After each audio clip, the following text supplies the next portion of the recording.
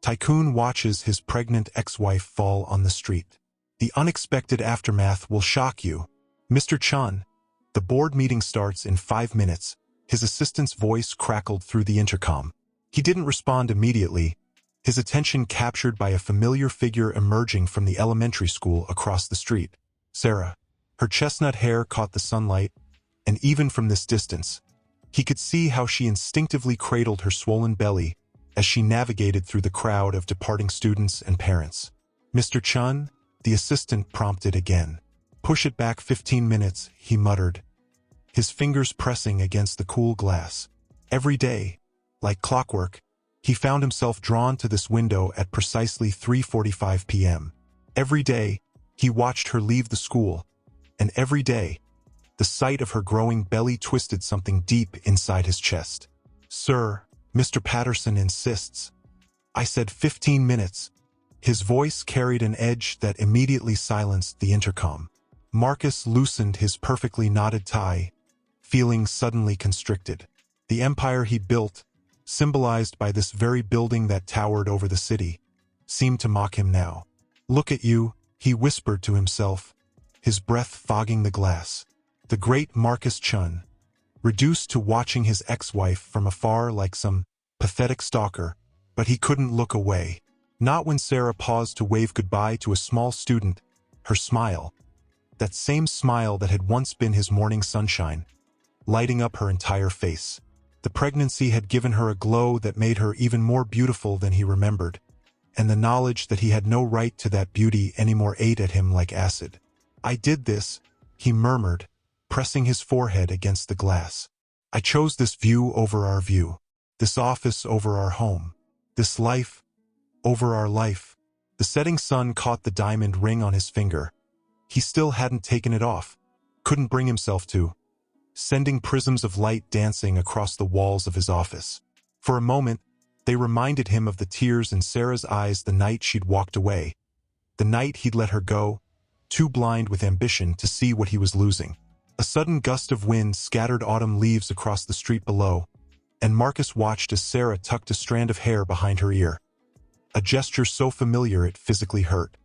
He knew every detail of that movement, had once been close enough to do it for her.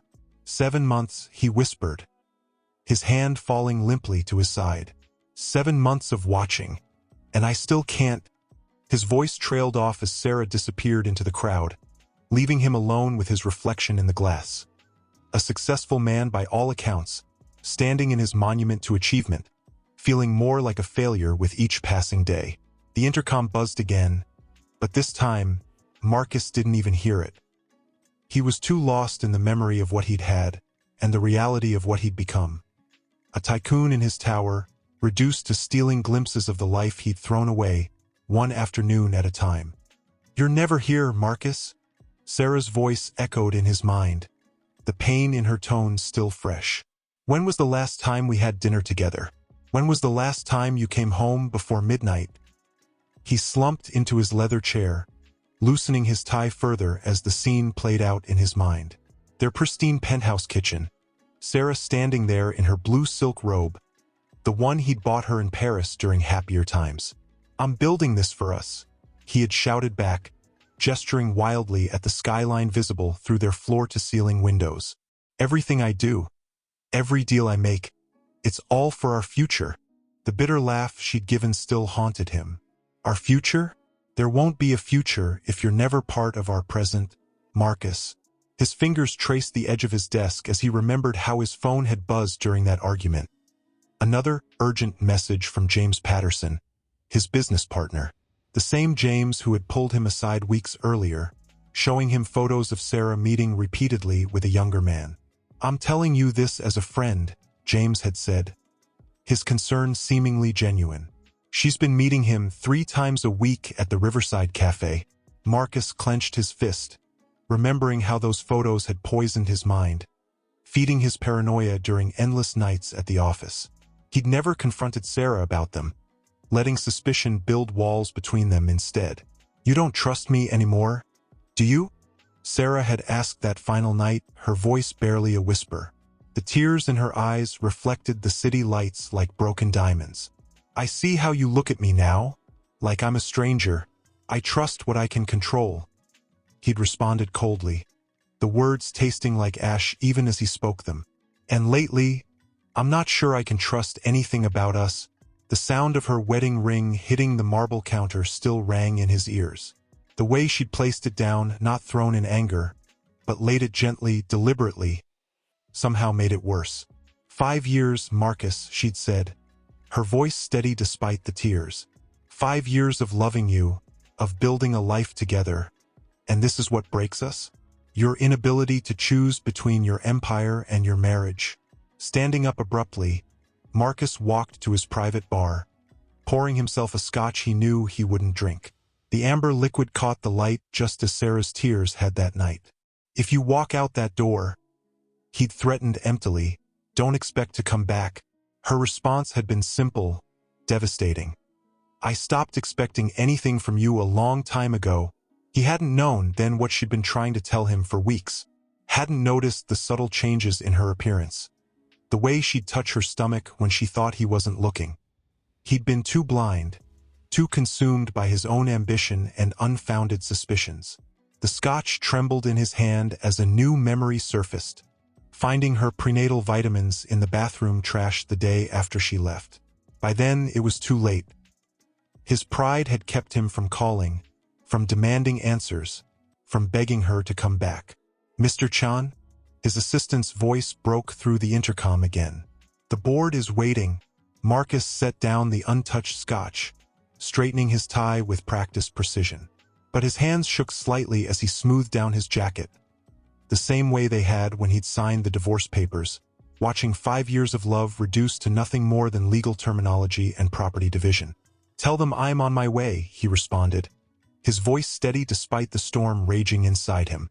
As he gathered his papers, his eyes drifted back to the window, to the street where Sarah had disappeared into the crowd. What he wouldn't give to go back to that night, to listen instead of accuse, to understand instead of assume. But time, like the empire he'd built, showed no mercy for regret. She always loved children, he murmured to himself, remembering how she'd given up her high-powered position at a law firm to pursue teaching. He'd called it a waste of her Harvard degree at the time, another mistake to add to his growing list. Right on schedule, Sarah appeared, her 7-month pregnant belly more prominent in her flowing dress. She carried a colorful tote bag filled with what he assumed were student assignments and teaching materials. Even from this distance, he could see her stopping to help a small boy who dropped his lunchbox, the natural grace of her movements making his heart ache. Through his building's advanced surveillance system, he could hear snippets of conversation drift up from the school's entrance. Good morning, Mrs. Chan. Ms. Walker, a little girl's voice called out. Marcus winced at the correction of her surname. Good morning, Emma. Sarah's warm voice carried clearly, still using her married name at work despite reverting to her maiden name legally. Did you finish that story you were writing about the brave princess? Yes, and I made the princess save herself instead of waiting for the prince. Just like you suggested.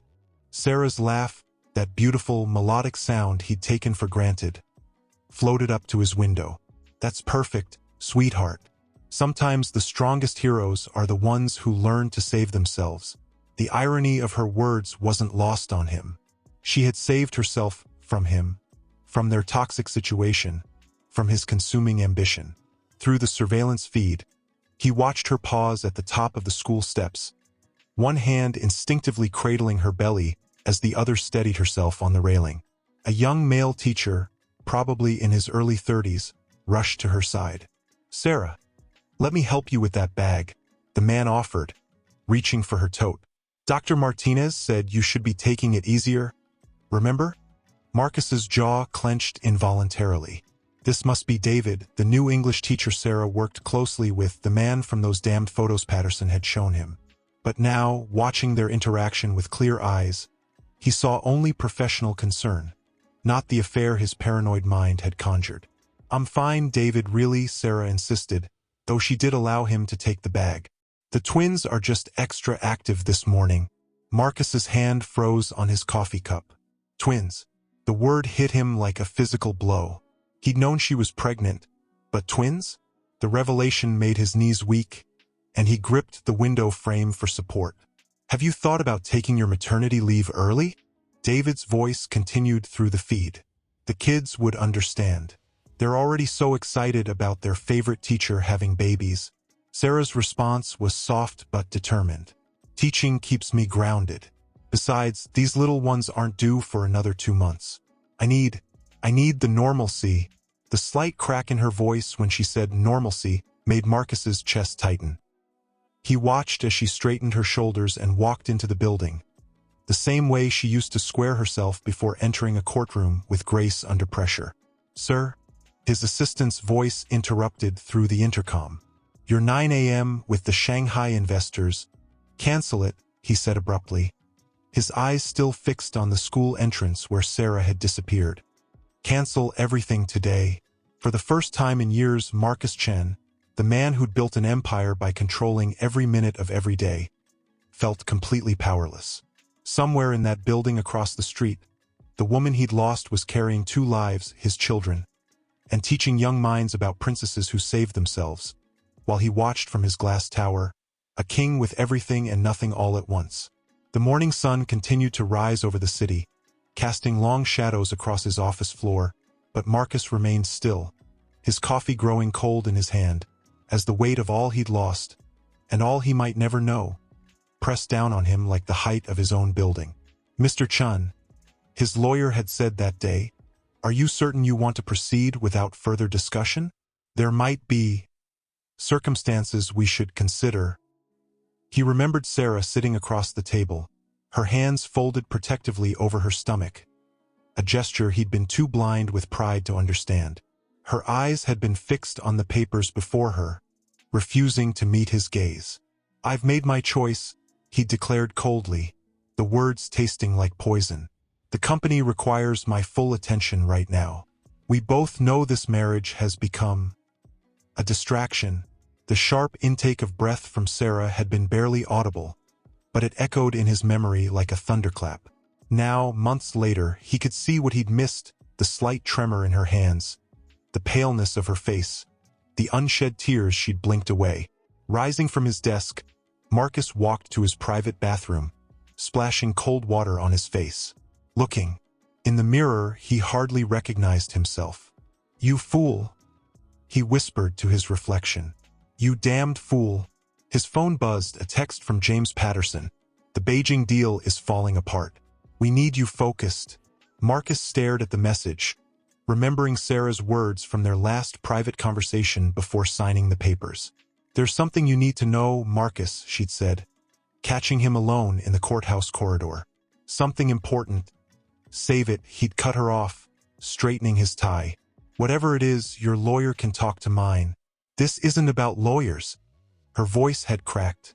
"This is about Ms. Walker?" Her lawyer had interrupted. "They're ready for us now." Standing in his office bathroom, Marcus slammed his fist against the marble counter. "She tried to tell me." He growled at his reflection. "She tried to tell me about the twins." Returning to his office, he pulled up the security footage from that day at the courthouse. There she was, in her navy blue dress, one hand constantly resting on her still flat stomach. The signs had been there, the water she kept sipping, the way she'd press her hand against her lower back, the slight green tinge to her complexion when the coffee cart passed by. "The company requires my full attention." He repeated his words mockingly. What a joke! His empire, the one he'd sacrificed everything for, suddenly felt hollow. The view from his office, once his pride and joy, now seemed to mock him with its emptiness. The intercom buzzed again. "Mr. Chun, Mr. Patterson is insisting." "Tell James," Marcus interrupted, his voice deadly quiet, "that he can handle Beijing himself. Tell him." He paused, watching as dark clouds gathered outside his window. "Tell him I'm reviewing some important family matters." Thunder rumbled in the distance as Marcus stood at his window, watching the school where Sarah taught. She was in there somewhere, carrying his children, teaching other people's children, building a life without him, all because he'd chosen wrong. "Family matters," he whispered, pressing his forehead against the cool glass. I chose everything that didn't matter and lost everything that did. The first drops of rain began to fall, streaking down the window like tears he couldn't shed, while across the street, the school bell rang, signaling the end of another day of choices, consequences, and the bitter taste of regret. Like clockwork, he murmured, checking his watch.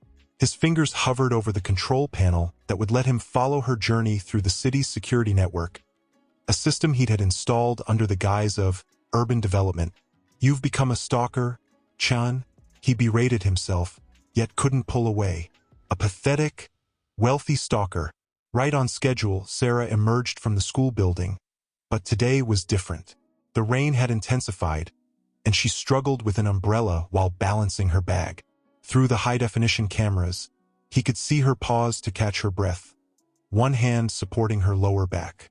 "Take a cab," he whispered, knowing she couldn't hear him. Please just take a cab today. But she didn't. Sarah had always been stubborn. Independent qualities he'd once admired before they'd clashed with his own iron will. He watched her begin her usual route, moving more slowly than usual in the rain. Through the surveillance system's audio, he could hear her phone conversation. "Yes, Dr. Martinez. I'm heading home now. No, the contractions haven't returned. Just Braxton Hicks, you said." I know, take it easy." Marcus's hands clenched into fists. Contractions? She'd been having contractions? His mind raced with possibilities, with dangers he hadn't considered. "Sir." His assistant's voice crackled through the intercom. "The Tokyo investors are on line 1. "Not now," he snapped, eyes fixed on Sarah's progress. She was approaching the first crosswalk, moving painfully slow against the wind. Through the cameras, he caught fragments of conversations from passers-by. "Should we help her? Poor thing, in this weather. Looks like she's struggling." But no one stopped. They hurried past, protected by their umbrellas and raincoats, leaving Sarah to navigate the wet sidewalks alone. Marcus switched camera views, following her progress. He'd memorized the timing of every traffic light, every potential hazard along her route. His security team thought he was obsessed with street-level surveillance for business purposes. If they only knew. "Come on, Sarah," he muttered, watching her pause at the corner of Madison and 47th. Just a few more blocks. The rain intensified, and through the high-powered microphones, he could hear her breathing becoming labored. She stopped again, leaning against a building's wall. "Take a break," he urged uselessly. "Call a car service. Call anyone." His phone buzzed again. Patterson, no doubt, about Tokyo. He silenced it without looking. Through the cameras, he watched as Sarah pulled out her phone, her fingers trembling as she dialed. His heart leaped. Finally, she was calling for help. But then he heard her voicemail message. "Hi, you've reached Sarah Walker's phone. I can't answer right now." "Damn it," she whispered, loud enough for the surveillance system to pick up. "Dead battery. Of course today." Marcus's hand moved instinctively to his own phone, muscle memory nearly making him call her number. A number he deleted but could never forget. But what would he say? What right did he have? He watched as she straightened up, squaring her shoulders in that familiar way that meant she was pushing through discomfort. The rain continued to pour, and the afternoon light was fading early under the dark clouds. "Just a few more blocks," he whispered, his forehead pressed against the glass. "You can do it, Sarah. You've always been the stronger one." But as she approached the second crosswalk, something in her movement made his heart stop. She wasn't just walking slowly now. She was struggling, and the weather was getting worse. The security feeds showed the storm intensifying, the wind picking up. And there was Sarah, 7 months pregnant with his twins, fighting against elements that seemed determined to break her. Just as he had. Marcus felt the weight of every decision, every missed opportunity, pressing down on him as he watched her vulnerable figure through his wall of screens. He was the most powerful man in the city, and yet he'd never felt more helpless. "Not there," he breathed, his fingers pressing against the glass. "Sarah, please, not that way." Through the cameras, he could see her struggling more now. Her umbrella had turned inside out from the wind, and she'd abandoned it, leaving her exposed to the elements. Her hair was plastered to her face, her maternity dress clinging to her swollen belly. The construction site's foreman's voice came through the audio feed. "Ma'am, you might want to take the other side of the street. This area's a bit rough." But Sarah either didn't hear him over the storm or chose to ignore the warning. Marcus watched in growing horror as she took another step forward, her hand clutching her side. Through the high-definition cameras, he could see her lips moving, just a little further. "Come on. Babies, help Mama out here." The wind howled through the urban canyon of buildings, sending debris skittering across the wet pavement. A plastic sheet from the construction site whipped through the air, startling Sarah. She stepped backward, her foot catching on the uneven surface. "No!" Marcus shouted, though no one could hear him. Time seemed to slow as he watched Sarah lose her balance. Her arms instinctively wrapped around her belly as she began to fall. The security feed captured every excruciating detail, the look of terror on her face, the way her body twisted to protect their unborn children, the horrible moment when her feet left the ground. "Sarah!" The cry tore from his throat as he watched helplessly through the wall of screens. The construction workers turned at the sound of her gasp, but they were too far away. Other pedestrians, huddled against the rain, hadn't even noticed. Marcus could see it all, every angle, every moment, through his multiple camera feeds, and yet he could do nothing. Her bags scattered across the wet sidewalk, papers flying in the wind. Through the audio feed, he could hear her sharp intake of breath, the small, frightened sound she made as she fell. "Someone help her!" He roared at the screens, knowing it was futile. Somebody, but there was no one close enough. No one paying attention. No one to catch her as she fell, just as he hadn't been there to catch her when their marriage had fallen apart. The cameras captured her descent in cruel, crystal-clear detail. Her hands still protectively cradled her belly as she hit the ground, her body curling instinctively around their unborn children. Through the surveillance system speakers, he heard her whisper, "No, please, not my babies." Marcus stood frozen, his entire empire of screens showing him the one thing he couldn't bear to watch, yet couldn't look away from. Sarah, the woman he'd pushed away, carrying the children he hadn't known about, lying on the wet pavement in front of the building that had cost him everything that mattered. The rain continued to fall, mixing with the tears on Sarah's face as she lay there, one hand still protectively curved around her belly, the other reaching out for help that wasn't coming. Time stretched like elastic, each second an eternity as Marcus watched the mother of his children lying there, vulnerable and alone, while the storm raged around her. In that moment, all his power, all his wealth, all his carefully constructed walls meant nothing. The question wasn't whether he would help her. It was whether he could reach her in time. "Chun, the Tokyo deal is collapsing. We need to." Patterson's voice cut through the silence. "Get out." Marcus's voice was deadly quiet, his eyes never leaving the screens. "What? Have you lost your mind? There are millions at stake." "I said get out," Marcus roared, finally turning to face his partner. His face contorted with an emotion he hadn't allowed himself to feel in months. Through the surveillance speakers, Sarah's soft whimper of pain cut through his consciousness like a knife. The construction workers were still too far away, their shouts barely audible over the storm. "Chan, what are you?" Patterson followed his gaze to the screens, recognition dawning on his face. "Is that Sarah? Look, she made her choice when she left. The company needs..." "The company," Marcus whispered, his voice trembling with rage and realization. "The company. That's all it's ever been with you, hasn't it, James?" Another whimper from the speakers. Sarah was trying to push herself up, one hand still protectively cradling her belly. His mind flashed to the photos Patterson had shown him months ago, the suspicious meetings, the carefully planted seeds of doubt. Everything clicked into place with horrifying clarity. "Sir," his assistant's voice crackled through the intercom, "the Tokyo investors are threatening to pull out if you don't join the call in the next 5 minutes. Marcus stood at the crossroads of his life, watching Sarah struggle on the screens while his empire teetered on the brink. Everything he'd built, everything he'd sacrificed for, hanging in the balance. Sometimes the strongest heroes are the ones who learn to save themselves. Sarah's words from earlier echoed in his mind. Mr. Chun, Patterson pressed, think about what you've built, what you've sacrificed for. Marcus's hand closed around his phone, knuckles white.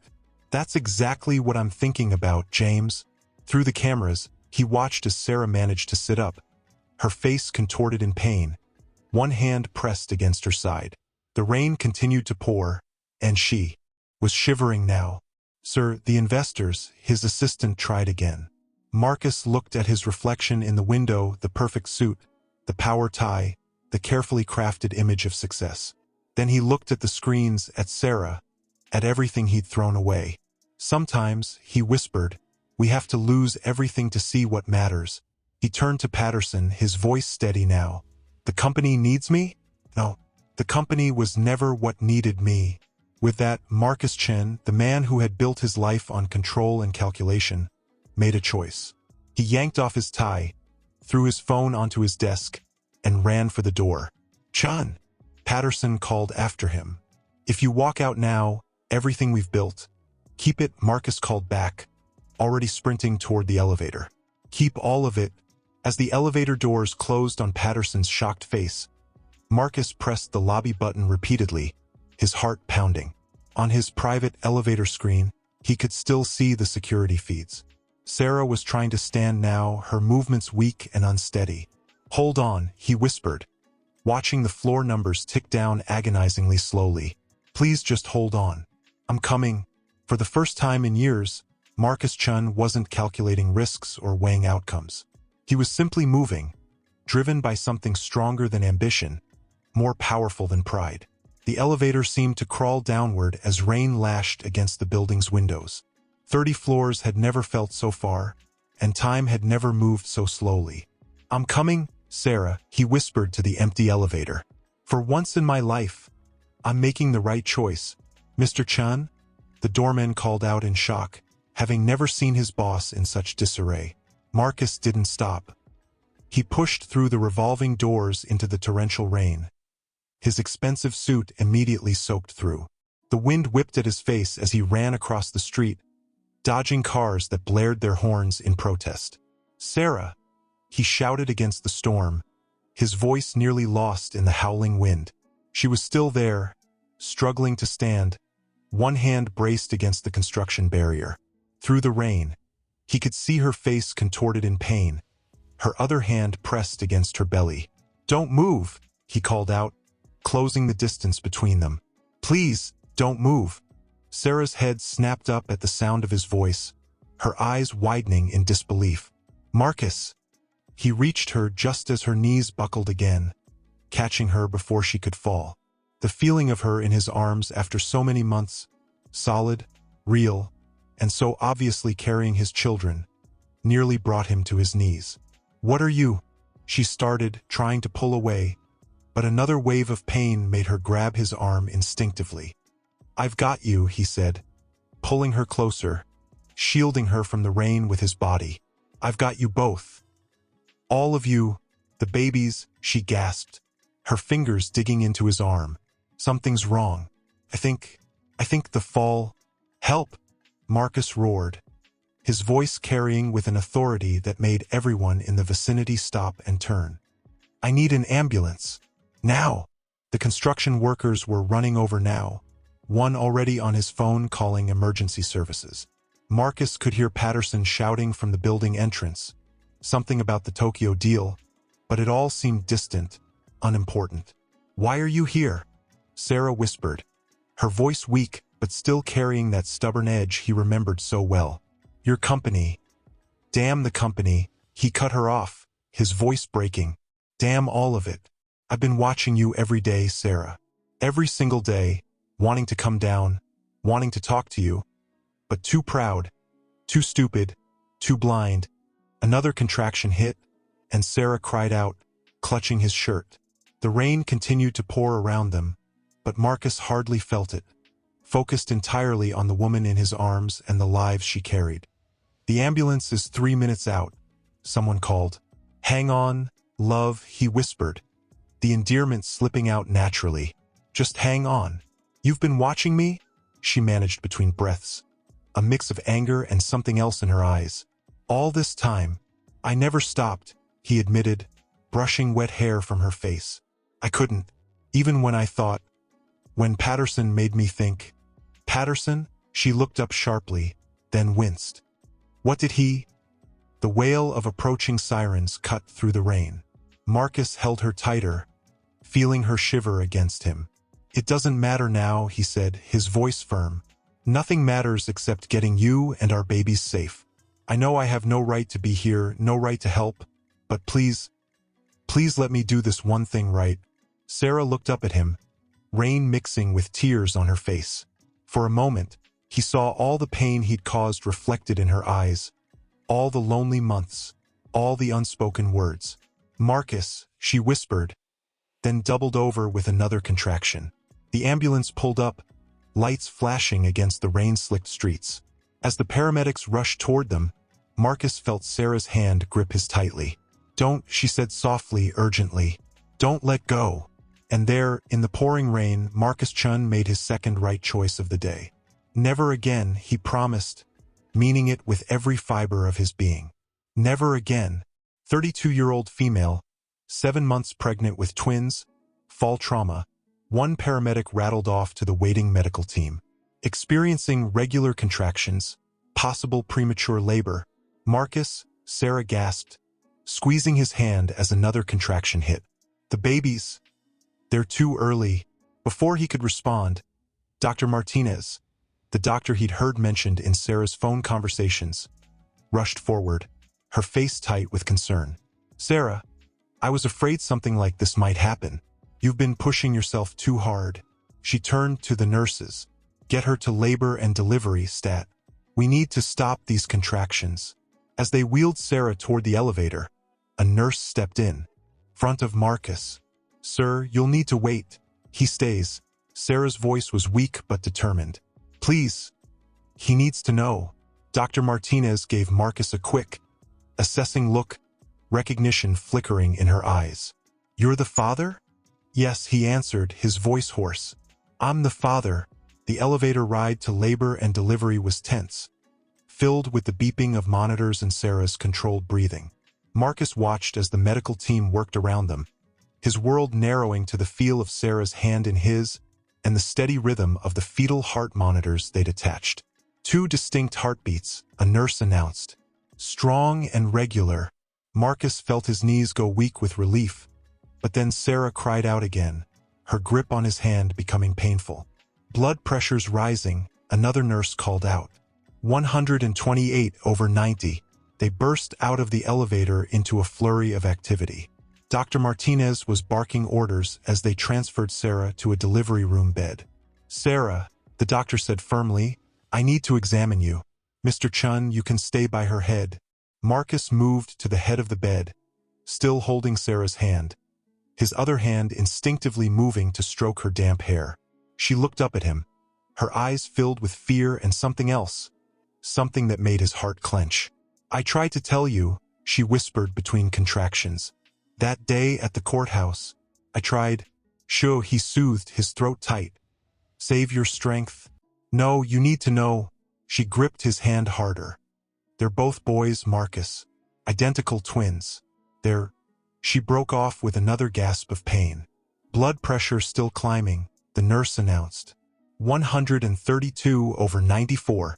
Dr. Martinez looked up from her examination, her face serious. Sarah, the fall has triggered premature labor. We're going to try to stop it, but I need you to understand. If we can't, we may need to perform an emergency C-section. Marcus felt the world tilt on its axis. 2 sons. He might lose all 3 of them before he even had a chance to make things right. The medications aren't working, one of the nurses reported. Contractions are getting stronger. Sarah's eyes locked with Marcus's, filled with tears. I'm sorry, she whispered. I'm so sorry I didn't try harder to tell you. No, he choked out, pressing his forehead to hers.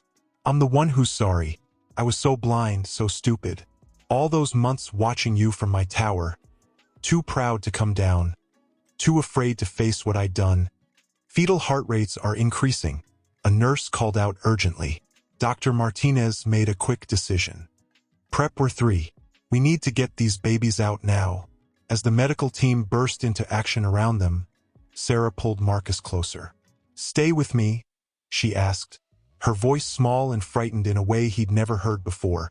Marcus looked at her, really looked at her, seeing not just his ex-wife, but the mother of his children, the woman he'd never stopped loving, the future he'd almost thrown away. Always, he promised, his voice thick with emotion. From now on, always. As they began to wheel the bed toward the operating room, Marcus caught a glimpse of their reflection in the window, him still in his rain-soaked suit, her pale but determined, their hands clasped together as if they'd never let go. Behind them, the storm continued to rage outside, but in this moment, they were facing whatever came next together. Sarah, Dr. Martinez's voice was calm but serious. We're going to put you under general anesthesia. It's the safest option for you and the babies given the circumstances. Sarah's eyes widened in panic. But I won't be awake. I won't. I'll be here, Marcus interjected, his voice steadier than he felt.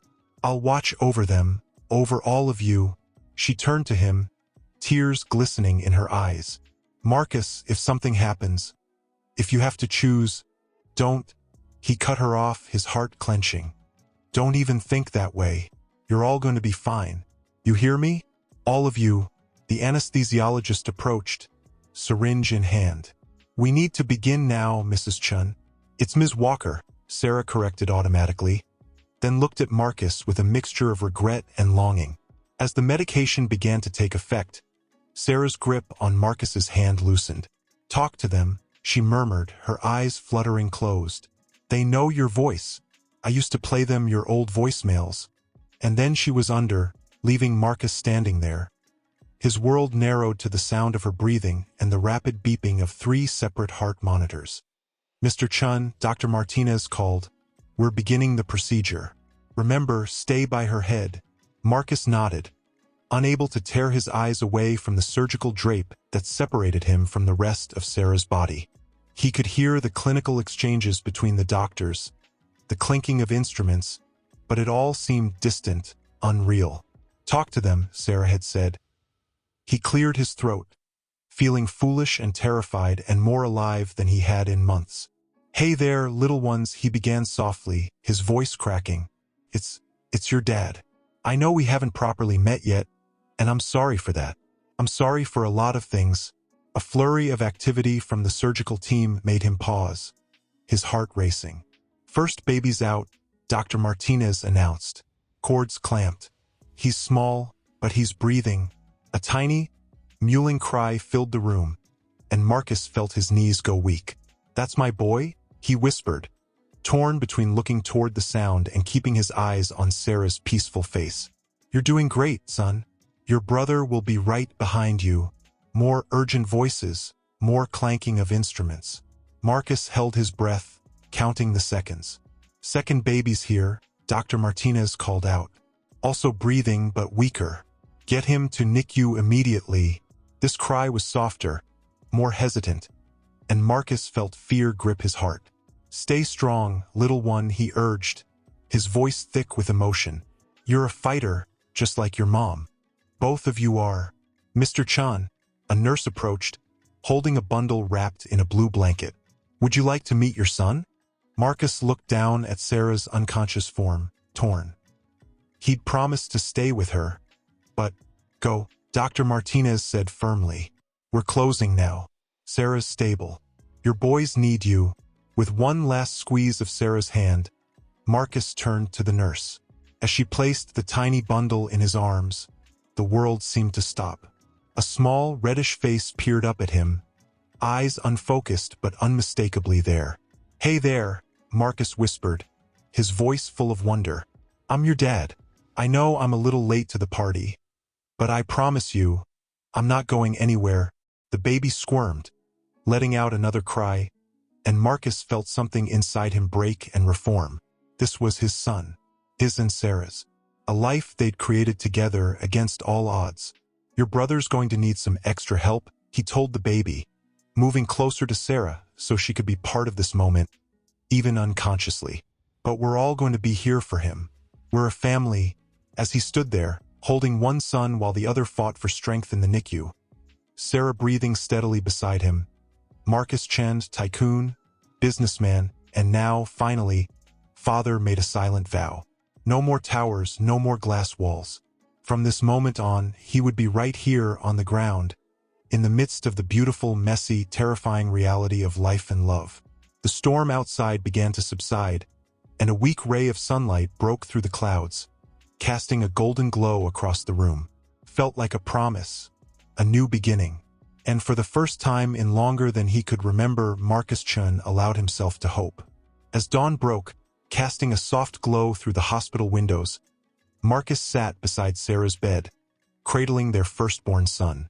The steady beep of her heart monitor provided a comforting rhythm, a reminder that despite everything, she was still here. "Come on, love," he whispered, his voice hoarse from hours of talking to both her and their sons. "It's time to wake up. They need you. I need you." As if hearing his plea, Sarah's eyelids began to flutter. Marcus leaned forward, hope surging through him. "Sarah, can you hear me?" Her eyes opened slowly, unfocused at first, then sharpening as they landed on Marcus and the bundle in his arms. "The babies," she croaked, her voice barely audible. "Are they?" "They're here," Marcus assured her quickly, shifting so she could see their son's face. "This is our firstborn. He's perfect, Sarah. Strong lungs, full head of hair. Just like his mother." Sarah's eyes filled with tears as she reached out a shaky hand to touch her son's cheek. "And the other one?" Marcus swallowed hard, the fear he'd been holding at bay threatening to overwhelm him.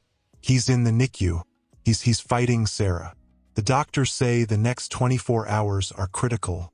A sob escaped Sarah's lips, and Marcus instinctively reached for her hand, balancing their son carefully in one arm. Hey, he soothed. "He's got your spirit, remember? He's not giving up, and neither are we." Sarah gripped his hand tightly, her eyes meeting his with an intensity that took his breath away. "Marcus, why are you here? After everything?" The question hung between them, heavy with months of pain and misunderstanding. Marcus took a deep breath, knowing this moment could define their future. "Because I was wrong," he said simply, his voice cracking with emotion. "So terribly, stupidly wrong. I let my pride and my ambition blind me to what really mattered. I believed lies because it was easier than facing the truth of what I was becoming." He gently placed their son in Sarah's arms, watching as she instinctively cradled him close. "When I saw you fall," he continued, "it was like waking up from a nightmare. Everything I thought was important just vanished. All I could think about was getting to you, to our children." Sarah looked down at their son, then back at Marcus, her eyes conflicted. "It's not that simple, Marcus. You hurt me. You chose your company over us. Over them." "I know," he acknowledged, the guilt washing over him anew. "And I'll spend the rest of my life making up for that if you'll let me. But right now, our boys need both of us." Together, as if on cue, a nurse entered the room. "Mr. and Mrs. Chun? Your other son. He's asking for you." Marcus saw the flash of fear in Sarah's eyes, mirroring his own. "Go," she said softly. "I can't. I'm not strong enough yet. But he needs his father." The word father hit Marcus like a physical blow, both a gift and a challenge. He stood, torn between staying with Sarah and rushing to his struggling son. "I'll be right back," he promised, leaning down to press a gentle kiss to their firstborn's forehead. Then, after a moment's hesitation, to Sarah's cheek. "We're in this together now. All of us." As he followed the nurse out, Marcus felt the weight of his past mistakes and the hope for their future warring within him. He'd lost so much time, caused so much pain. But as he approached the NICU, ready to fight alongside his son, he made a silent vow. This was his chance to rewrite their story, to be the man, the husband, the father he should have been all along. And no matter what challenges lay ahead, he would face them head-on, with Sarah and their boys by his side. The NICU doors slid open, and Marcus stepped into the unknown, his heart both heavy and full, ready to embrace whatever came next. This, he realized, was what true strength looked like. This was what mattered. "Mr. Chun," a gentle voice called.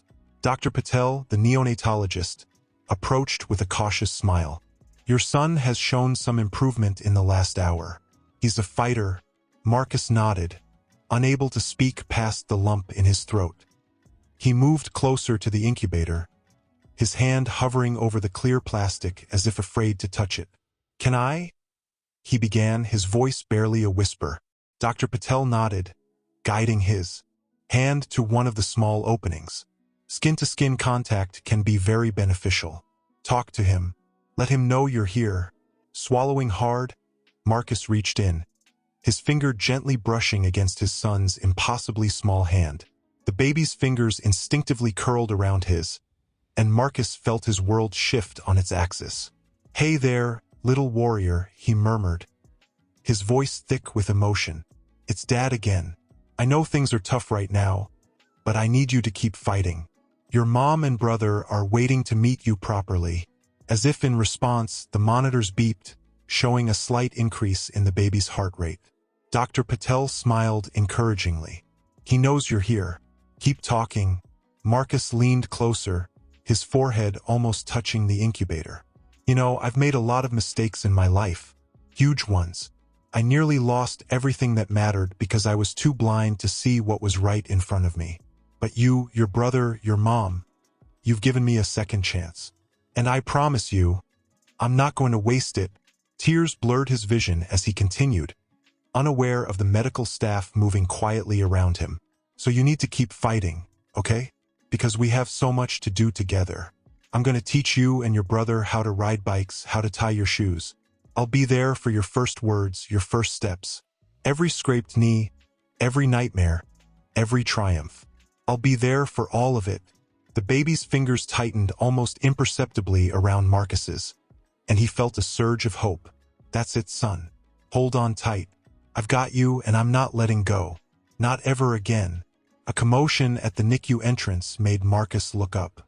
Sarah was there, in a wheelchair, their older son cradled in her arms. Her face was pale, but her eyes were determined as a nurse wheeled her towards them. "Sarah," Marcus breathed, torn between staying with their struggling son and going to her.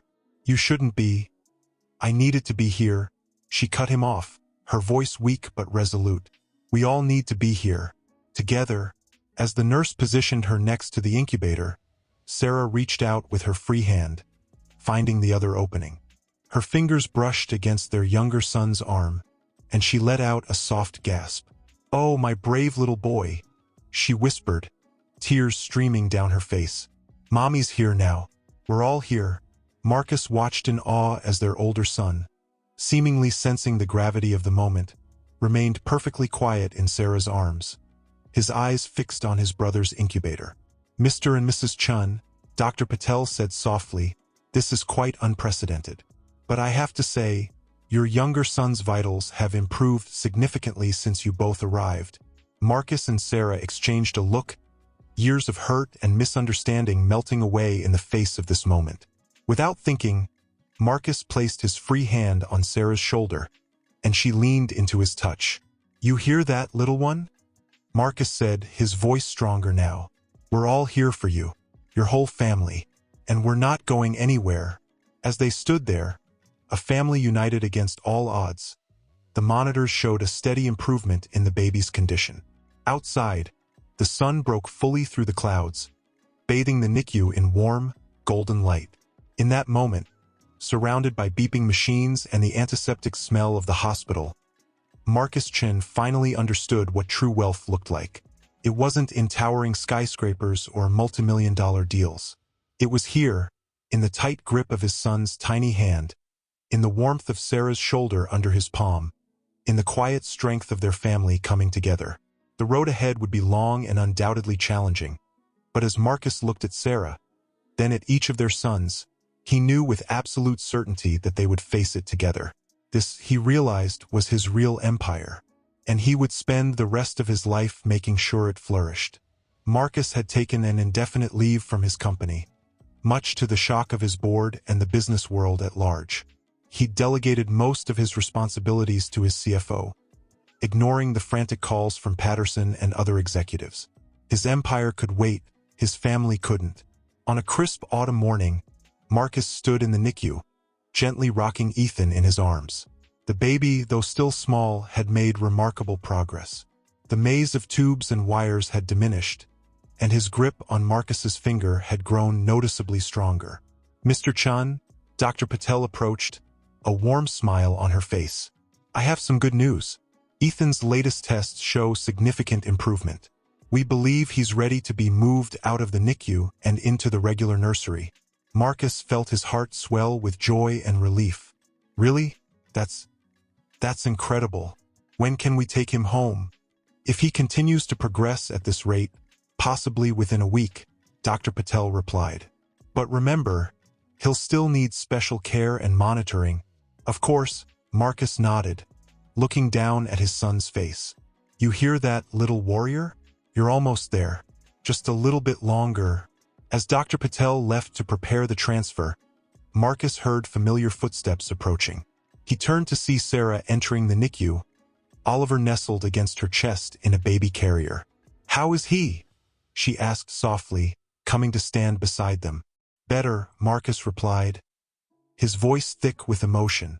"Dr. Patel says he can move to the regular nursery today. We might be able to take him home next week." Sarah's eyes filled with tears of joy as she reached out to stroke Ethan's cheek. "Oh, my brave boy. I knew you could do it." As they stood there, a family finally whole, Marcus felt an overwhelming urge to speak the words he'd been holding back. "Sarah," he began, his voice trembling slightly.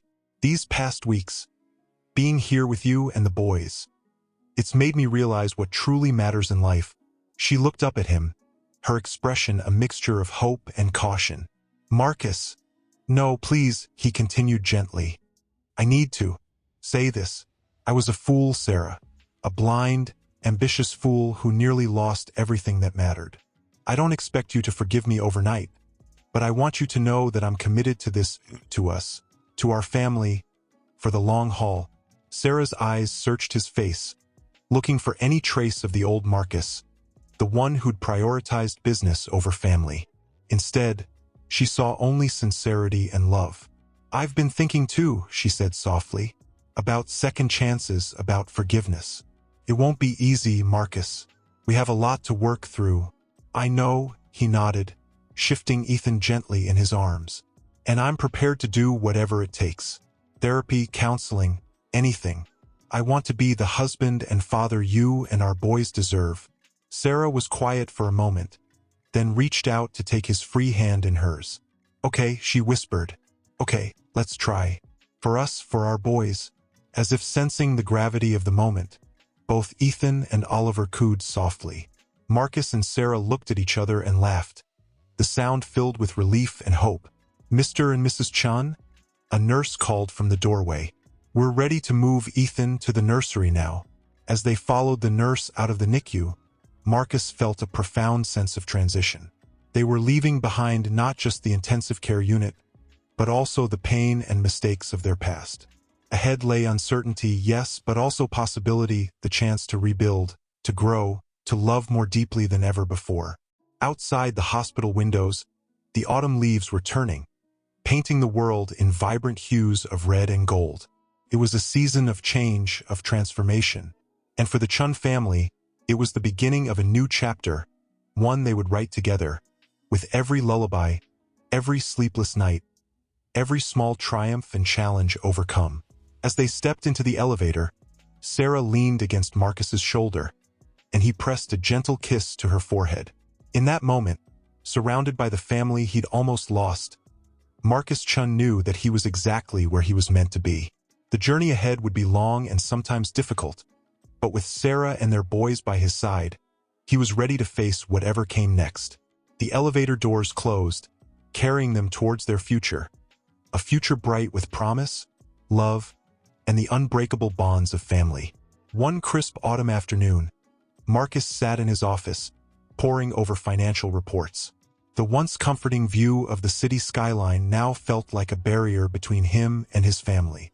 His phone buzzed. A text from Sarah. Ethan rolled over for the first time, Wish you were here to see it. His heart clenched. He'd missed another milestone. Before he could respond, his intercom crackled to life. Mr. Chun, James Patterson is here to see you. He says it's urgent. Marcus sighed, pinching the bridge of his nose. Send him in. The door swung open, and James strode in, his face a mask of concern. Marcus, we need to talk. The board is getting restless. There's talk of removing you as CEO if you don't come back full-time. Marcus leaned back in his chair, studying his once-trusted partner. Is that so? And I suppose you're here out of concern for my well-being? James had the grace to look uncomfortable. Look, I know things have been strained between us, but this is bigger than that. The company you built, the company I built, Marcus cut him off, his voice low and dangerous, is not more important than my family. A fact I learned far too late. Marcus, be reasonable, James pleaded. You can have both. Just come back. Show the board you're committed. Committed? Marcus stood abruptly, his eyes flashing. Like you were committed to this company when you fabricated those photos of Sarah? When you planted seeds of doubt to keep me focused on work? James paled. How did you? I have my ways, Marcus said coldly.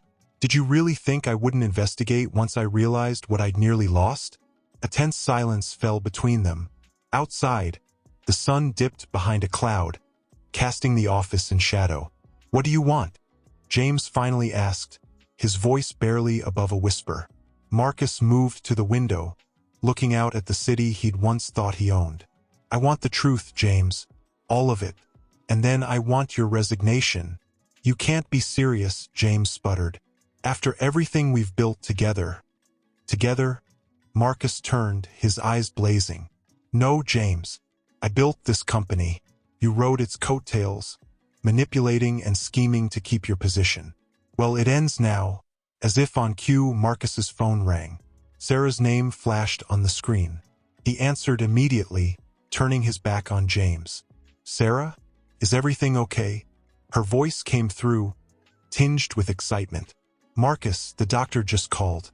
Ethan's latest tests came back perfect. We can bring him home tomorrow. Joy surged through Marcus, momentarily washing away the tension of the confrontation. That's incredible news, love. I'll be home as soon as I can to help prepare. As he hung up, Marcus turned back to James, his resolve strengthened. You have a choice, James. Resign quietly, or I'll expose everything. The doctored photos. The insider trading I'm sure I'll find if I dig deeper. Your call. James's face contorted with anger and fear. You wouldn't dare. It would damage the company. The company will survive, Marcus said firmly. It's strong enough to withstand the truth. The question is, are you? For a long moment, the two men stared at each other, years of partnership and betrayal hanging between them. Finally, James's shoulders slumped. You'll have my resignation on your desk in the morning, he muttered. As James turned to leave, Marcus called out, and James? Stay away from my family. If I ever see you near Sarah or my boys again. The unspoken threat hung in the air. James nodded once, then slipped out of the office. Alone, Marcus turned back to the window, watching the sun emerge from behind the clouds. He'd just severed one of the longest professional relationships of his life, potentially thrown his company into turmoil. And yet, he felt lighter than he had in years. Picking up his phone, he dialed Sarah's number. Hey, he said when she answered. I'm on my way home. There's something I need to tell you, and then I think it's time we talked about our future. All of us, together. As he gathered his things and headed for the elevator, Marcus felt a sense of anticipation building. He was leaving behind the world he'd once thought was everything. But ahead lay something far more precious. A second chance at love, at family, at a life truly worth living. The elevator doors closed behind him, and Marcus Chun stepped into his future, ready to face whatever challenges lay ahead, with the knowledge that he was finally, truly, heading home. Sarah, he called out, setting down his briefcase. In here, her voice drifted from the nursery. He made his way down the hallway, pausing at the nursery door. The sight before him took his breath away. Sarah sat in the rocking chair, Ethan cradled in her arms, while Oliver played quietly on a blanket nearby. Soft afternoon light filtered through the curtains, casting a golden glow over the scene. "Hey," he said softly, not wanting to disturb the peaceful atmosphere. Sarah looked up, a small smile playing on her lips. "You're home early. Everything okay?" Marcus entered the room, kneeling down to ruffle Oliver's hair before moving to Sarah's side. "More than okay," he replied, gently stroking Ethan's cheek. "How's our little fighter doing?" "Getting stronger every day," Sarah beamed. "The doctor says he's catching up to Oliver in weight." A comfortable silence fell between them as they both watched their sons. Marcus felt a lump forming in his throat, overwhelmed by the love and gratitude washing over him. "Sarah," he began, his voice thick with emotion, "I need to tell you something. About the company, about James." She looked up at him, concern creasing her brow. "What is it?"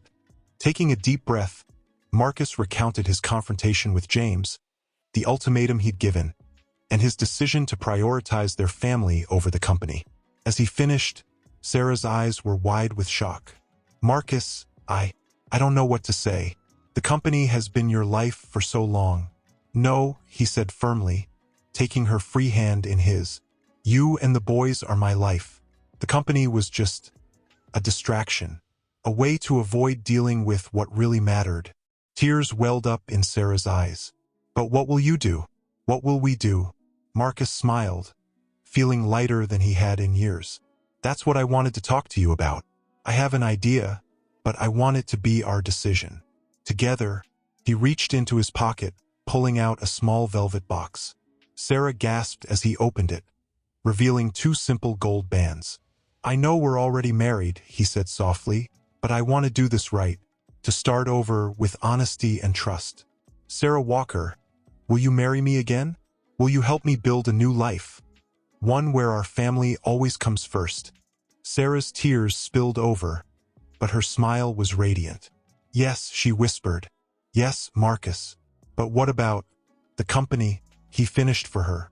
"I was thinking, what if we sold it? Used the money to start a foundation, something that helps families in need. Maybe even build affordable housing, support education initiatives." Sarah's eyes widened. "You'd give up everything you've built?" Marcus shook his head, looking at their sons. "Not everything. The most important things I've built are right here in this room. The rest, it's just bricks and numbers. What do you think?" Sarah was quiet for a moment, processing the enormity of what he was proposing. Then she leaned forward, careful not to disturb Ethan, and pressed her lips to Marcus's in a tender kiss. "I think," she said as they parted, "that I'm falling in love with you all over again, Marcus Chun." Just then, Oliver toddled over, grabbing onto Marcus's leg for support. Ethan stirred in Sarah's arms, his tiny hand reaching out. Marcus felt his heart swell as he gathered his family close.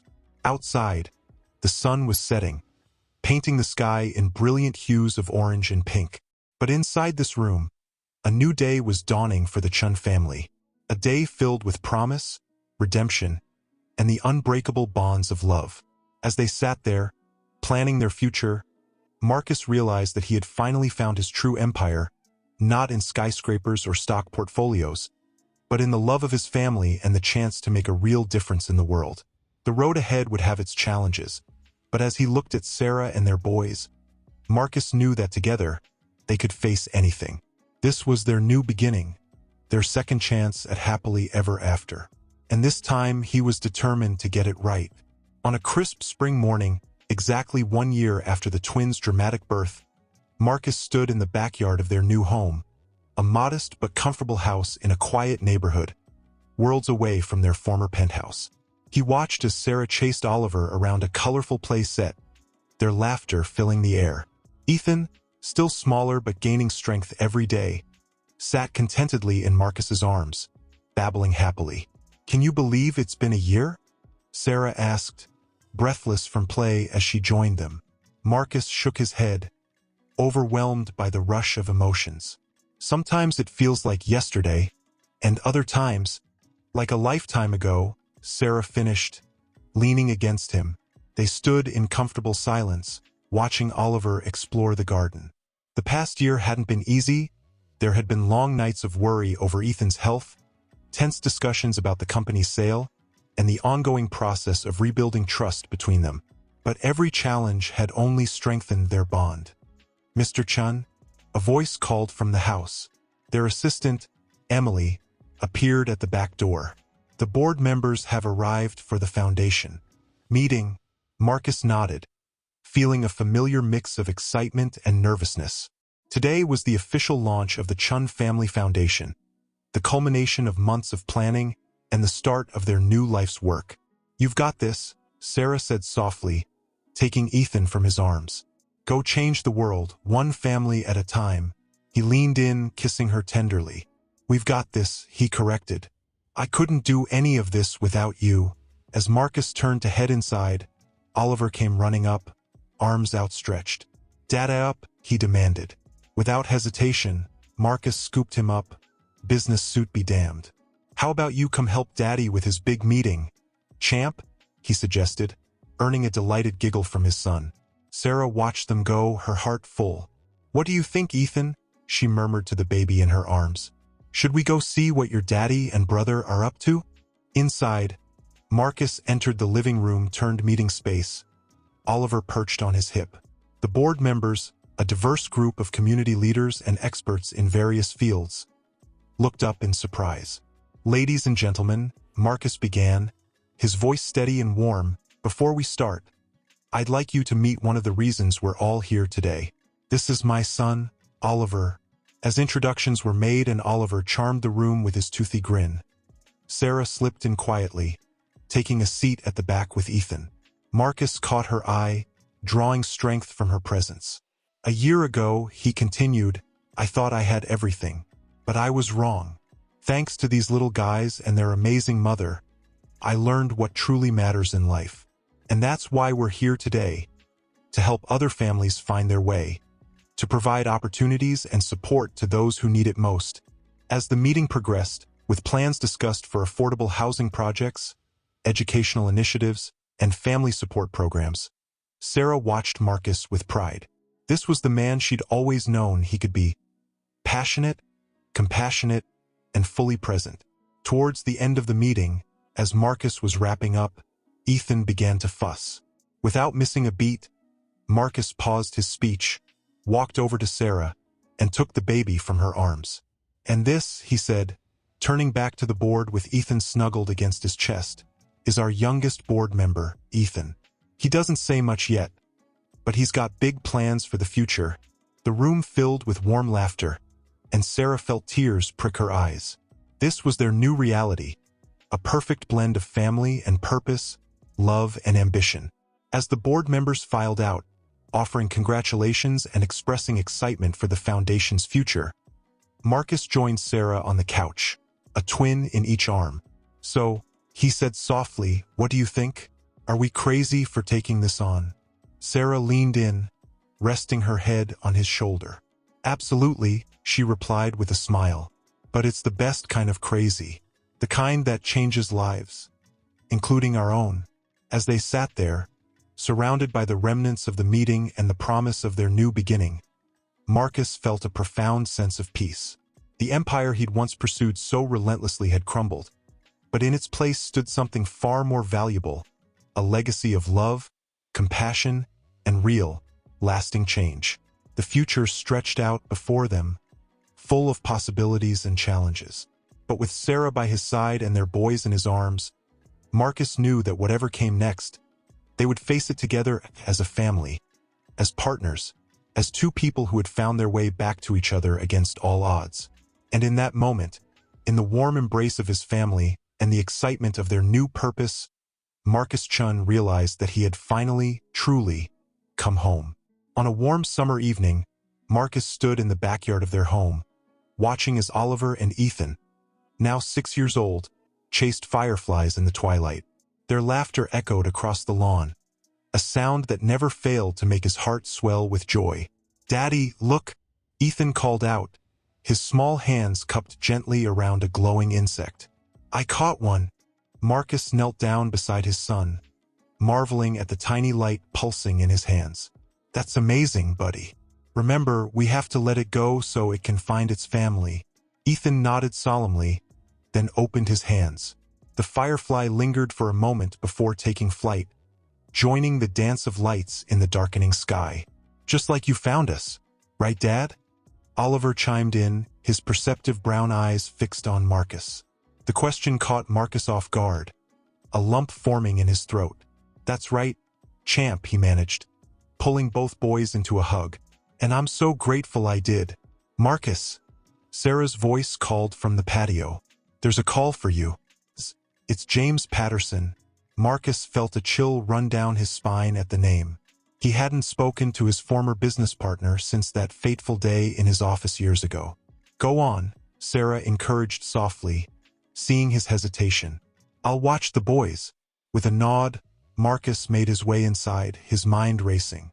What could James possibly want after all this time? James, he said as he picked up the phone, his voice carefully neutral. Marcus, James's voice crackled through the line, sounding older, tired. I hope I'm not interrupting anything. What do you want, James? Marcus asked, cutting to the chase. There was a long pause, filled only with the sound of James's labored breathing. I'm dying, Marcus, he finally said. Cancer. The doctors say I have maybe a month left. Marcus sank into a chair, stunned. Despite everything that had happened between them, he felt a pang of sympathy for his former friend. I'm sorry to hear that, he said quietly. I'm not calling for sympathy, James continued, his voice growing stronger. I'm calling because I need to make things right before I go. The things I did, the lies I told, I can't leave this world without apologizing. Marcus closed his eyes, memories of those painful months, flooding back. James, Please, let me finish, James interrupted. I've been watching what you've done with the foundation, the lives you've changed, and I realize now that I was wrong about everything. Success isn't about power or money. It's about the impact you leave behind. Tears pricked at Marcus's eyes as he listened to James's confession. I don't expect forgiveness, James continued, his voice breaking, but I want you to know that I'm leaving everything I have to your foundation. It's not much compared to what you've built, but maybe it can help a few more families. Marcus sat in stunned silence, overwhelmed by the weight of James's words and the magnitude of his gesture. James, he finally managed, I thank you. And for what it's worth, I do forgive you. A choked sob came through the line. Thank you, Marcus. I don't deserve it, but thank you.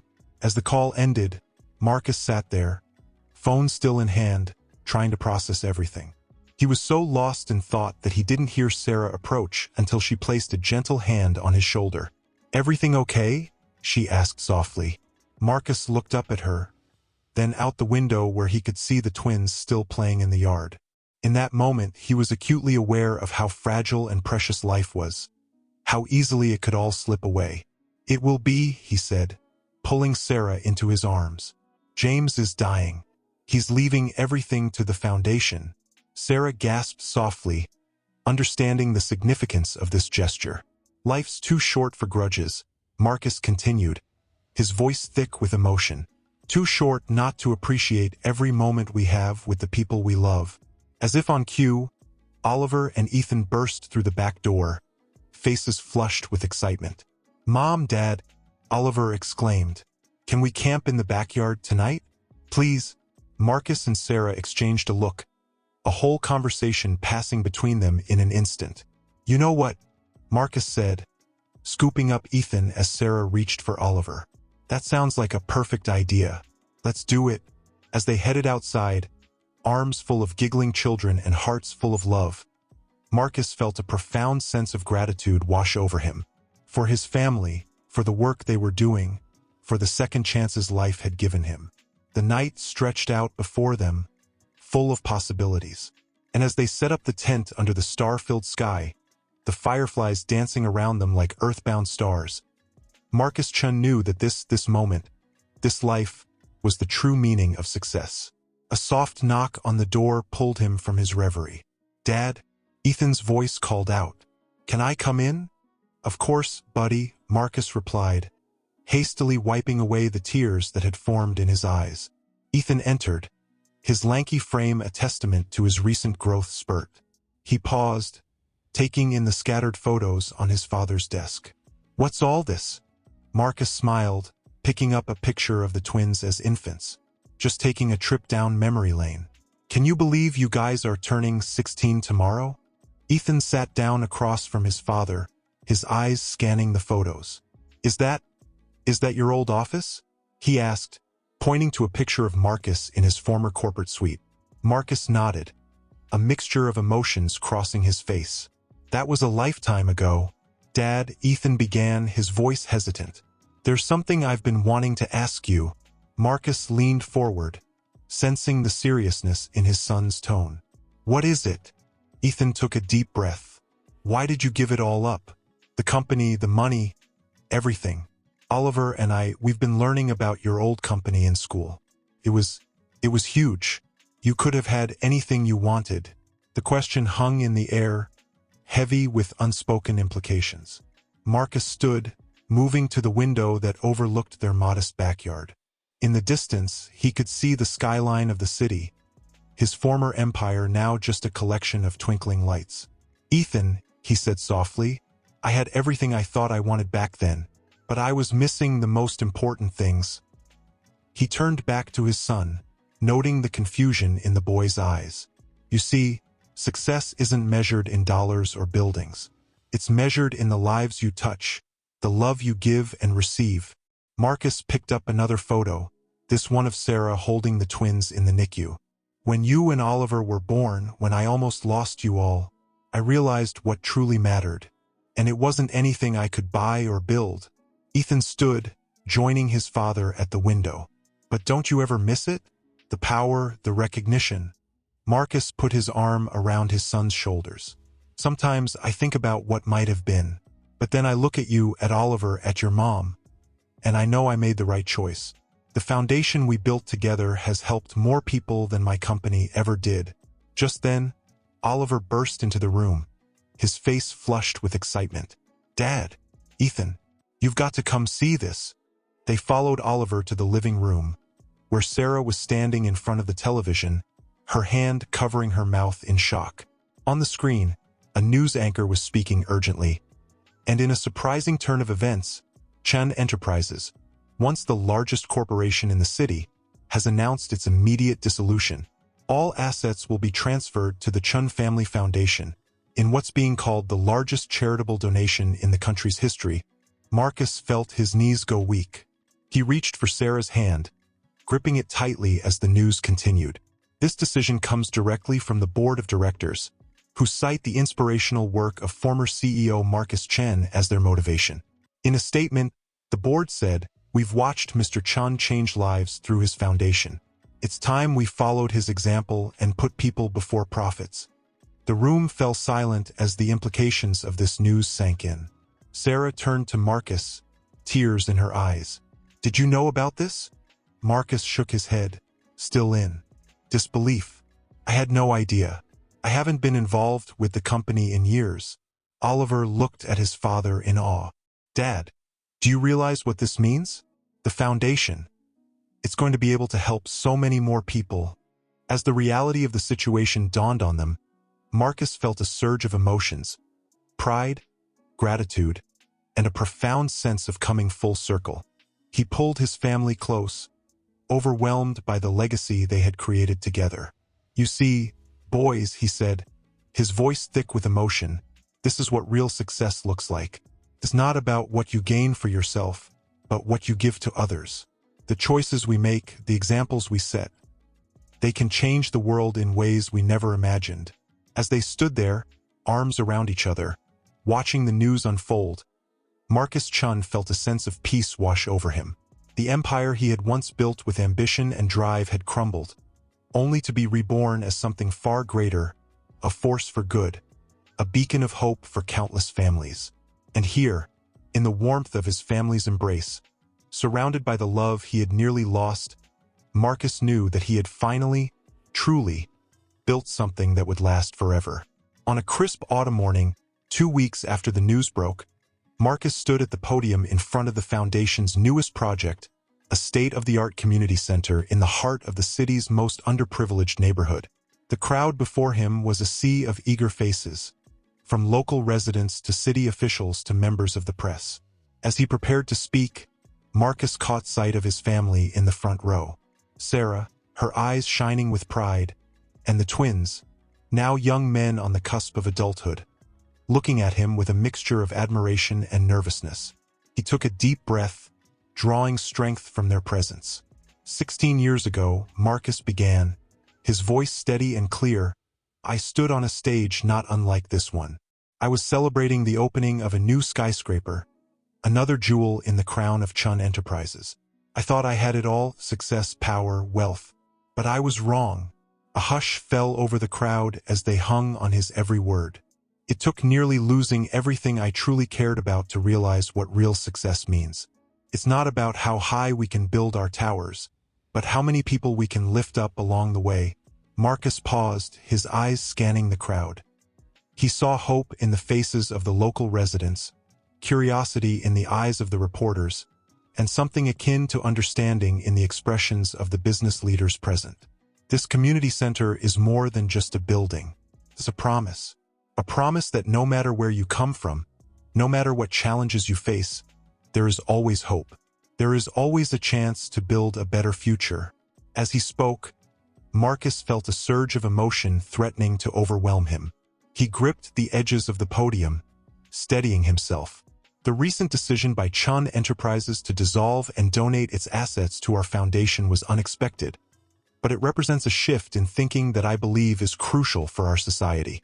It's a recognition that true wealth isn't measured in dollars, but in the positive impact we have on the lives of others. He paused, looking directly at his sons. To the next generation, I say this: dream big, but dream with compassion. Your success should never come at the cost of someone else's dignity or well-being. Build bridges, not walls. Lift others as you climb. As Marcus concluded his speech, the crowd erupted in applause. But it was the tears in Sarah's eyes and the proud smiles on his sons' faces that truly moved him. After the ceremony, as the crowd dispersed and the family made their way back to their car, Oliver turned to his father. "Dad," he said, his voice uncharacteristically serious, "I've made a decision about college." Marcus raised an eyebrow, curious. Oliver had been torn between pursuing a business degree like Marcus had, or following his passion for environmental science. "I want to study sustainable development," Oliver announced. "I want to find ways to make the Foundation's projects even more impactful, to help communities thrive without harming the planet." Ethan chimed in, "And I've been thinking, maybe I could focus on public health. There's so much we could do to improve access to healthcare in underserved areas." Marcus felt his heart swell with pride and emotion. He pulled both boys into a tight embrace, unable to speak for a moment. "I think," Sarah said softly, joining the hug, "that your father couldn't be more proud of the men you're becoming." As they stood there, a family united in purpose and love, Marcus felt a sense of completion he'd never experienced in all his years of corporate success. The empire he'd once built of glass and steel had crumbled, but in its place stood something far more precious and enduring: a legacy of compassion. A family dedicated to making the world a little bit better each day. The future stretched out before them, full of challenges and opportunities. But Marcus knew that whatever came next, they would face it together, guided by the lessons of the past and the hope for a brighter tomorrow. As they walked away from the community center, hand in hand, Marcus Chun realized that his greatest achievement wasn't the fortune he'd amassed or the buildings he'd constructed. It was the love he'd nurtured, the lives he'd touched, and the change he'd inspired in others. And that, he knew, was a success beyond measure. On a warm summer evening, the family gathered in the backyard of their home, the same modest house they'd moved into all those years ago. Marcus, his hair now streaked with silver, sat on the porch swing, watching as his sons set up for a barbecue. Sarah emerged from the house, carrying a tray of lemonade. "Penny for your thoughts?" she asked, settling beside him. Marcus smiled, taking her hand in his, "Just marveling at how far we've come, how much has changed." Their moment of Reflection was interrupted by the sound of car doors slamming. Oliver's voice carried across the yard. "They're here." Marcus and Sarah stood, moving to greet their guests. A young couple approached, looking nervous but excited. Marcus recognized them immediately: Maria and Alex, beneficiaries of one of the Foundation's newest initiatives. "Mr. and Mrs. Chen," Maria said, her voice trembling slightly. "Thank you so much for inviting us." "Please," Sarah said warmly, "call us Marcus and Sarah. We're so glad you could make it." As they all moved to the backyard, Marcus couldn't help but notice the way Maria's hand rested protectively over her swollen belly. It brought back memories of Sarah, all those years ago, facing an uncertain future. Once everyone was seated, Ethan raised his glass.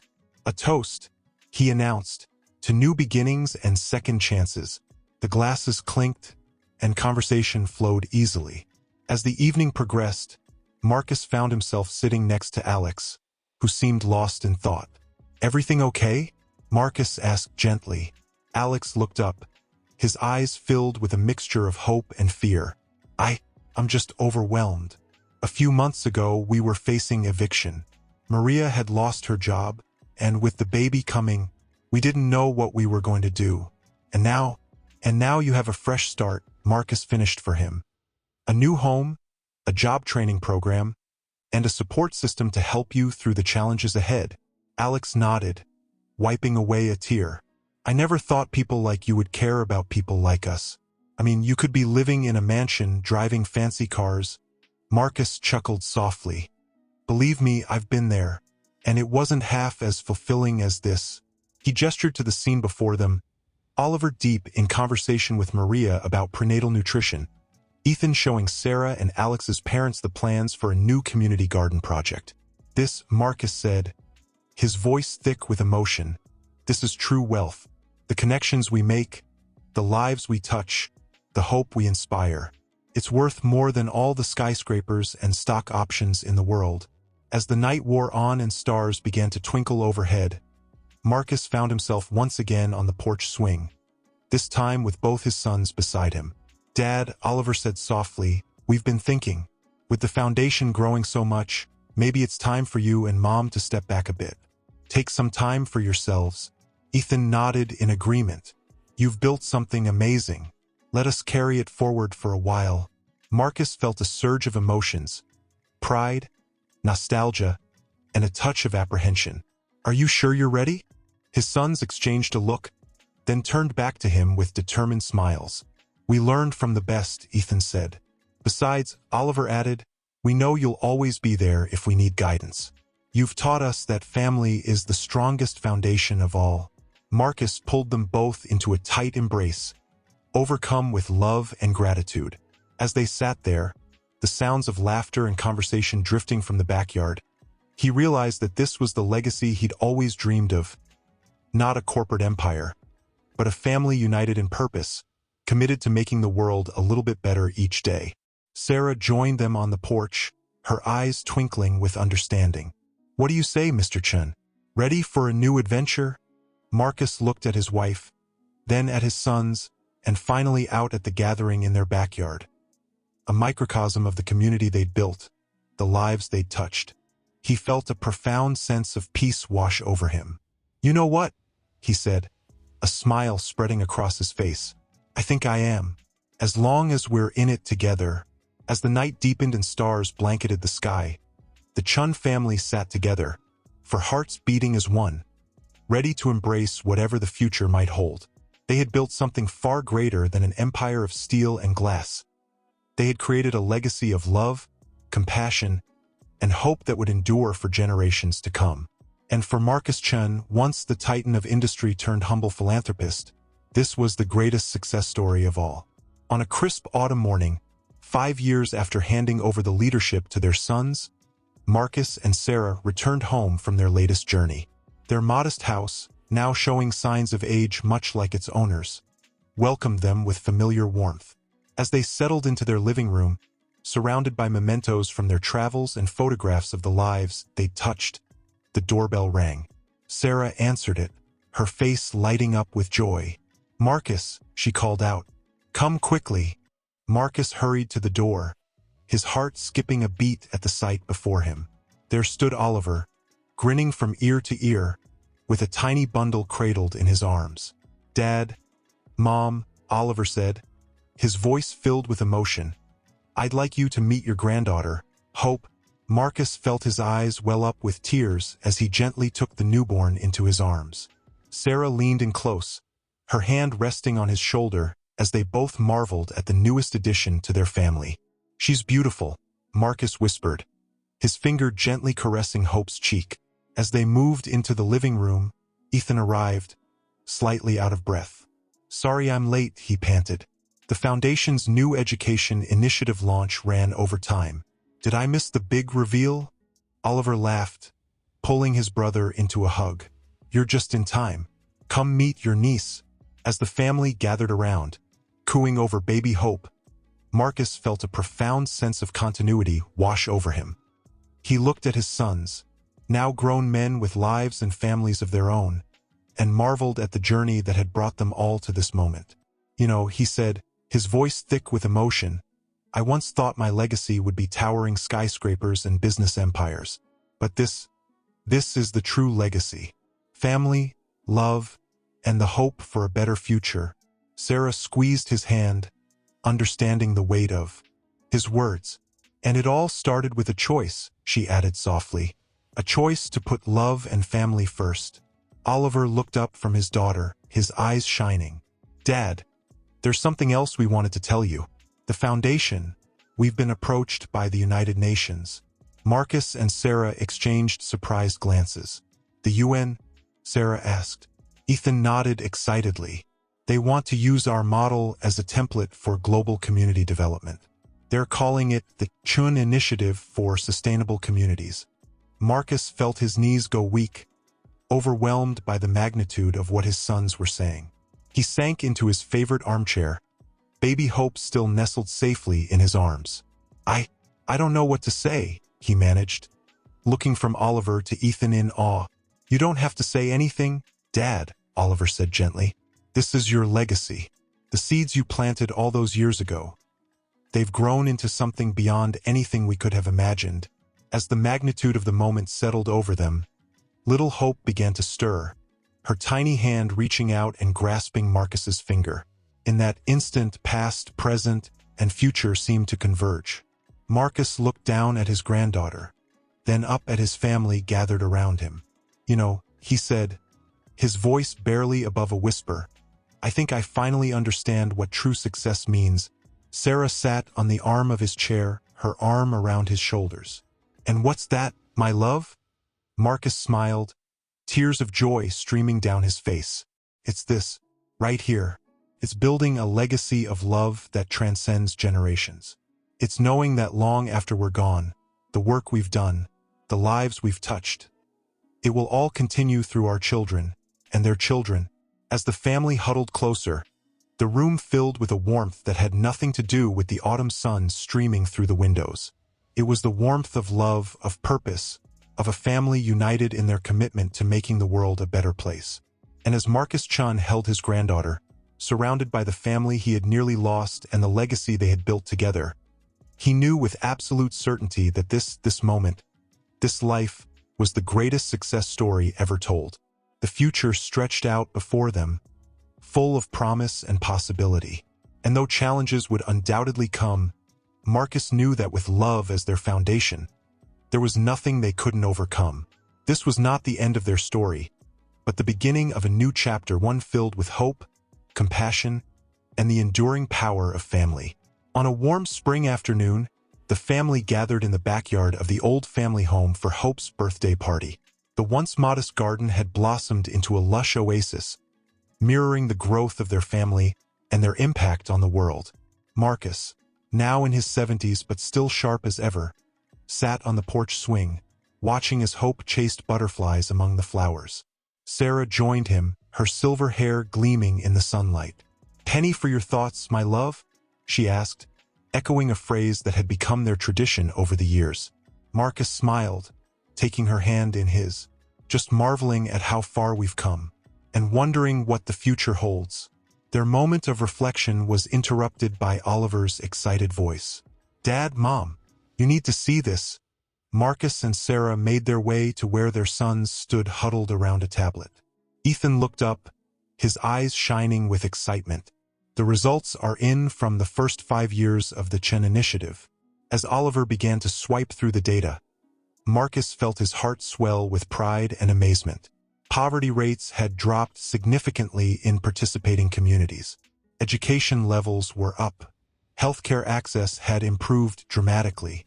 "And look at this," Ethan said, pointing to a graph. "Environmental sustainability indicators are off the charts. The communities aren't just surviving. They're thriving." Sarah squeezed Marcus's hand, her voice thick with emotion. "We did it. We really did it." As the family marveled at the impact of their work, a small voice piped up from below. "Grandpa, what's everyone looking at?"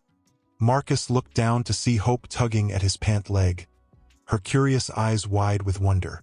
He scooped her up, settling her on his hip. "We're looking at something very special, sweetheart. We're seeing how people all over the world are helping each other, just like we taught your daddy and uncle to do." Hope's brow furrowed in concentration. "Like when I share my toys at school?" Marcus chuckled, planting a kiss on her forehead. "Exactly like that, but on a much bigger scale." As the family continued to discuss the initiative's success, Marcus felt a sudden wave of dizziness wash over him. He swayed slightly, causing Sarah to look at him with concern. "Marcus, are you all right?" He tried to smile reassuringly, but the world around him began to blur. I think I need to sit down." Oliver quickly took Hope from his arms as Ethan guided Marcus to a nearby chair. Sarah knelt beside him, her face etched with worry. "Should we call an ambulance?" Ethan asked, his voice tight with concern. Marcus shook his head, taking deep breaths. No, I'm fine. Just a little lightheaded. Must be all the excitement." But as he looked at the worried faces of his family, Marcus knew this was more than just a dizzy spell. He'd been ignoring the signs for weeks now, the fatigue, the occasional chest pains. He told himself it was just age catching up with him, but deep down, he knew it was something more. "Sarah," he said softly, reaching for her hand. I think it might be time to see Dr. Patel." The words hung in the air, heavy with unspoken fears and possibilities. Sarah nodded, her eyes glistening with unshed tears. "First thing tomorrow," she promised. As the family rallied around him, Marcus felt a complex mix of emotions wash over him. Fear, certainly, for what the future might hold, but also an overwhelming,